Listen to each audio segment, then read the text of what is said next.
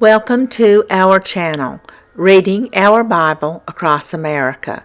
Today we will be reading in the New Testament, Acts chapters 23 through 24. Chapter 23. And Paul, earnestly beholding the council, said, Men and brethren, I have lived in all good conscience before God until this day. And the high priest Ananias commanded them that stood by him to smite him on the mouth. Then said Paul unto him, God shall smite thee, thou whited wall. For sittest thou to judge me after the law, and commandest me to be smitten contrary to the law? And they that stood by said, Revilest thou God's high priest? Then said Paul, I wist not, brethren, that he was the high priest. For it is written, Thou shalt not speak evil of the ruler of thy people. But when Paul perceived that the one part were Sadducees and the other Pharisees, he cried out in the council, Men and brethren, I am a Pharisee, the son of a Pharisee. Of the hope and resurrection of the dead I am called in question. And when he had so said, there arose a dissension between the Pharisees and the Sadducees, and the multitude was divided. For the Pharisees say that there is no resurrection, neither angel nor spirit, but the Pharisees confess both. And there arose a great cry, and the scribes that were of the Pharisees' part arose and strove, saying, We find no evil in this man, but if a spirit or an angel hath spoken to him, let us not fight against God. And when there arose a great dissension, the chief captain, fearing lest Paul should have been pulled in pieces of them, commanded the soldiers to go down and to take him by force from among them, and to bring him into the castle. And the night following the Lord stood by him and said, Be of good cheer, Paul, for as thou hast testified of me in Jerusalem, so must thou bear witness also at Rome. And when it was day, certain of the Jews banded together and bound themselves under a curse, saying that they would neither eat nor drink till they had killed Paul. And they were more than 40 which had made this conspiracy. And they came to the chief priests and elders and said, We have bound ourselves under a great curse, that we will eat nothing until we have slain Paul. Now therefore ye with the council signify to the chief captain that he bring him down unto you tomorrow, as though ye would inquire something more perfectly concerning him, and we, or ever he come near, are ready to kill him. And when Paul's sister's son heard of their lying in wait, he went and entered into the castle and told Paul. Then Paul called one of the centurions unto him, and said, Bring this young man unto the chief captain, for he hath a certain thing to tell him. So he took him and brought him to the chief captain, and said, Paul the prisoner called me unto him, and prayed me to bring this young man unto thee, who hath something to say unto thee. Then the chief captain took him by the hand, and went with him aside privately, and asked him, What is that thou hast to tell me? And he said, The Jews have agreed to desire thee that thou wouldest bring down Paul tomorrow into the council, as though they would inquire something of him more perfectly. But do not thou yield unto them, for there lie in wait for him of them more than 40 men, which have bound themselves with an oath, that they will neither eat nor drink till they have killed him. And now are they ready, looking for a promise from thee. So the chief captain then let the young man depart, and charged him, See, thou tell no man that thou hast showed these things to me. And he called unto him 2 centurions, saying, Make ready 200 soldiers to go to Caesarea, and horsemen 60, and spearmen 200, at the 3rd hour of the night, and provide them beasts, that they may set Paul on, and bring him safe unto Felix the governor. And he wrote a letter after this manner, Claudius Lysias, unto the most excellent governor Felix sendeth greeting. This man was taken of the Jews, and should have been killed of them.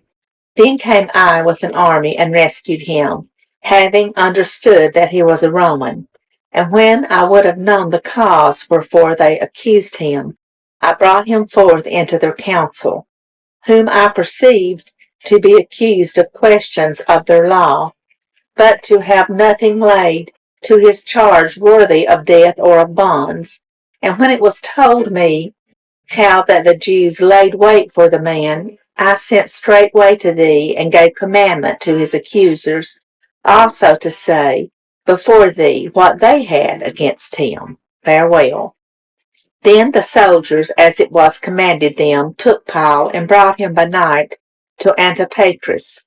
On the morrow they left the horsemen to go with him, and returned to the castle, who, when they came to Caesarea and delivered the epistle to the governor, presented Paul also before him.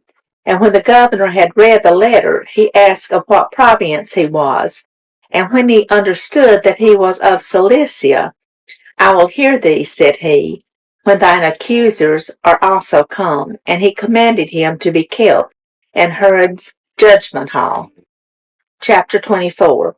And after 5 days, Ananias the high priest descended with the elders and with a certain orator named Tertullus, who informed the governor against Paul.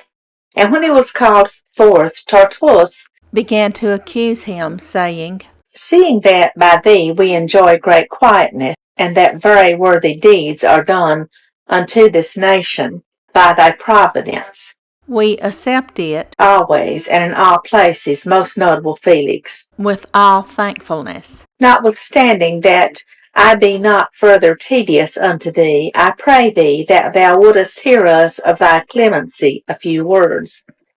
For we have found this man a pestilent fellow, and a mover of sedition among all the Jews throughout the world, and a ringleader of the sect of the Nazarenes, who also hath gone about to profane the temple, whom we took, and would have judged according to our law.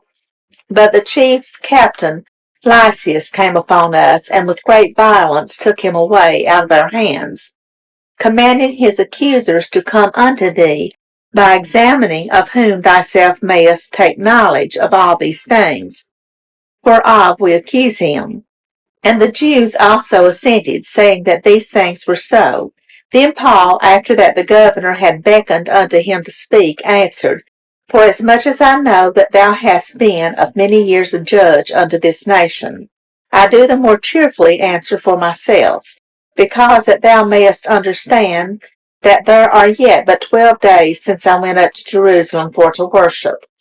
And they neither found me in the temple disputing with any man, neither raising up the people, neither in the synagogues nor in the city. Neither can they prove the things whereof they now accuse me. But this I confess unto thee, that after the way which they call heresy, so worship I the God of my fathers, believing all things which are written in the law and in the prophets, and have hope toward God, which they themselves also allow, that there shall be a resurrection of the dead, both of the just and unjust. And herein do I exercise myself, to have always a conscience void of offense toward God and toward men.